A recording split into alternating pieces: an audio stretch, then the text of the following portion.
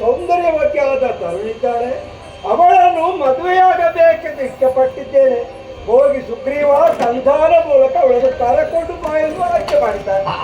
ಅವಳ ಆಯ್ಕೆಗೆ ಅರಮನೆಯ ತೊರೆದೆ, ಕಾಡನ್ನು ಸೇರಿದೆ, ಬಹುದೂರ ಬಂದೆ.